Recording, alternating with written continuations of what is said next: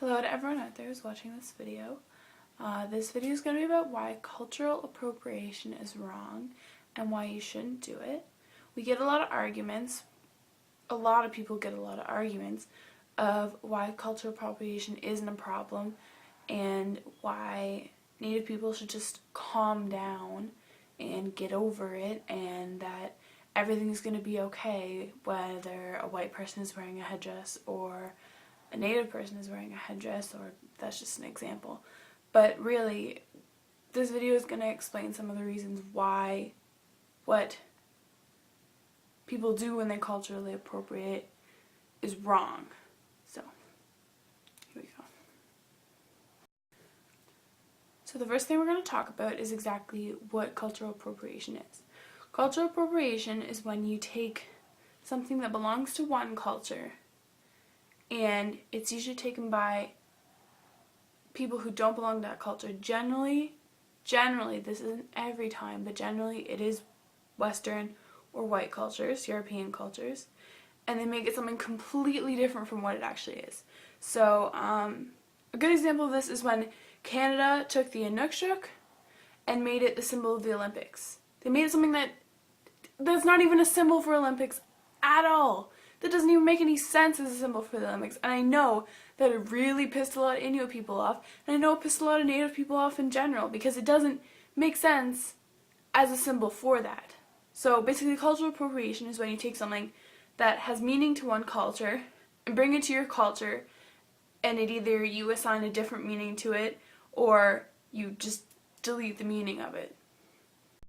Okay, so the reason people often argue that cultural appropriation is not in any way racist, this is why cultural appropriation is racist. Basically, when you steal from another culture, you're implying that that culture isn't actually real. So if I go ahead and, start wearing a kimono, that's like saying the culture that the kimono comes from is not real, and that means that culture is up for grabs and I can just take it whenever I want and use it however I want. That's why it's racist, because you're implying that a culture does not exist when you take something from that culture. The argument that comes up most often when someone gets called out for appropriation, is that they're honoring and respecting the culture they're appropriating from. By putting on a headdress, you are not honoring anyone's culture. You're disrespecting it, because basically you're saying that it doesn't exist. And you know what? Native culture is this super awesome thing that everyone thinks is a fashion trend now, like the whole Navajo stuff at Urban Outfitters, and how everyone wears moccasins now and stuff like that. And they have tribal parties. That when you have a tribal party, you are not respecting anyone's culture. You're perpetuating a stereotype that is completely false. Going along with the stereotype, here is something that I didn't even realize happened, but I hear it a lot from people. When you confront a white person for doing something like wearing a war bonnet or having a tribal party, or putting war paint on, and they say, "Oh, it's okay, my Native friend does it too." I'm just gonna say it. It doesn't make it better because your Native friend does it. Because basically all they're doing is putting forth the stereotypes to other people to say that, yes, in fact, every single Native person wears a war bonnet, and we're all from a Plains tribe, and we all hunt the buffalo, and the Great Spirit talks to me. That is the Hollywood stereotype that they are also putting forward now. So to any Native people who are doing this, it's still not okay. It's still cultural appropriation, even if it is your culture, because I'm pretty sure every Native person out there who's wearing a war bonnet is not from the Plains. They're not from a Plains band, so you're still making it as bad as if a non-Native person is doing it. So stop it. And the whole thing about buying moccasins, is it okay to buy moccasins? Is it okay to buy Native art, Native jewelry? Do not buy it from places like Urban Outfitters, who have the Navajo t-shirts and the Navajo underwear and the Navajo flask. Buy it from Native artists. If you want a pair of moccasins, Go to the res and get a pair. Do not buy the ones from Soft Mock that, like, this is how you know. There'll be a little tag that says native made. Or you can go to a powwow and buy these beautiful necklaces that a native woman is selling because she handmade them herself. That is how you do it. That's not appropriation because they're made by their own people. That is okay. You can do that. You can buy your moccasins, but don't just buy them because they're a fashion trend. Okay, so this is not related to indigenous cultures, but there's this weird thing where everyone thinks that if you're connected to nature, you're either native or you're a gypsy. Do not use that word. If you want to sleep in a tent and do a photo shoot in a field, that does not make you gypsy because gypsy is a derogatory term. That is not the correct word. And you know, I didn't know until about 3 years ago that to say the term gypped was also, do not say that. That is very culturally insensitive. The Romani culture has nothing to do with living in a field or whatever you seem to think it does. And gypsies is this stereotype that is negative. Like, they steal, they fortune tell and steal your money, you know, all that stuff that you see in the movies, like in The Hunchback of Notre Dame. That's a good one. That is not what a Romani person is. And that's a negative stereotype that through history just keeps going, and you're just making it worse by calling people gypsies and saying, ooh, look at my gypsy fashion trend. No, just stop. Apparently on the internet, there's a ton of images of white women completely naked in war bonnets, you know, smoking a cigarette. Native women are already way over-sexualized. They have usually the highest rape rates in North America. And just to let you know, most rapes of Native women, I'm pretty sure the statistic is sexual assault and rapes on Native women, 80% of them are done by non-Native white men. So there's this stereotype that, you know, a Native woman is a squaw, you know, she's like the land. The land was there for the taking when the Europeans came in, and so were the women.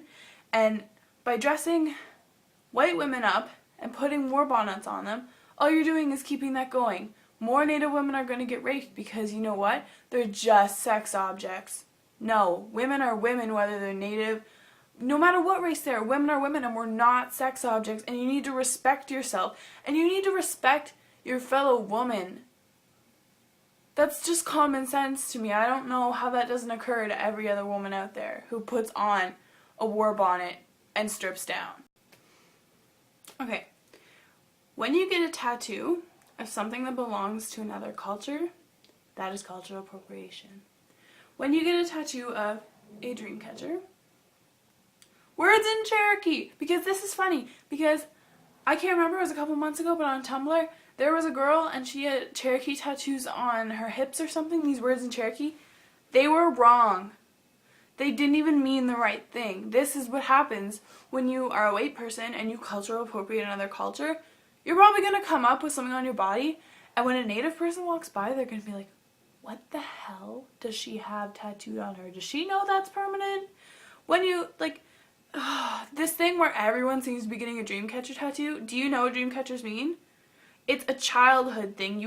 Aboriginal cultures, especially Ojibwe culture, you can back me up on this, that it's a childhood thing. It's not a sexy symbol you can get tattooed on your ass. Come on, people. Basically anything that's made out of not real material. And basically they are appropriating Native culture, but then they turn around and say that Native people are the barbaric ones for using real furs, real hides, hunting real animals. Excuse me. Native culture consisted of hunting these things. To be a traditional person, well, not necessarily be a traditional person, but many traditional people will continue to wear their furs around their parkas, mitts, what have you, their animal hides, their moccasins, which are real. You have no right, as someone who is appropriating their culture and saying that you're respecting their culture, to tell them that what they're wearing is wrong. You have absolutely zero zip. You have no right to tell them that what they're wearing is wrong because it's made of real animals. None. Just quiet yourself right now. Just stop. I don't want to hear that you can wear moccasins or a feather headdress because your great-great-great-great-grandmother was a Cherokee princess. Because apparently everyone's great-great-great-great-grandmother was a Cherokee princess. Yeah, just weird how many Cherokee princesses there must have been in this one time period. Really strange, right? So basically, this is how me and a lot of other people differentiate whether you are Native or whether you're not. Whether you're light-skinned, dark-skinned, light-haired, dark-haired, blue eyes, brown eyes, green eyes, whatever, if you actually have a respect for the culture and you actually have a respect for people who come from the culture, you're going to be welcomed and generally respected yourself. Like, respect, give respect, get respect, right? But if you're just going to appropriate everything and not really care about the meaning behind objects, yes, you're probably going to get called out and you're probably going to have to defend yourself as to whether you are or are not Native. This is a hard line to walk for fair-skinned people, fair-haired people, and light-eyed people. Like, you can't obviously whip out your band card every time someone asks if you're Native, but generally, you can distinguish the people from whether they're truly Native and just, you know, got a little bit of the white side of their family, or whether they're just shameless appropriators. Okay, so this has been my video on what cultural appropriation is and how to avoid it and why it's bad, all that stuff. This is a main cultural appropriation video. If you still don't understand where I'm coming from, and I'm sure there are a lot of people who won't understand, I'm going to leave a list of Tumblrs in the, you know, box below.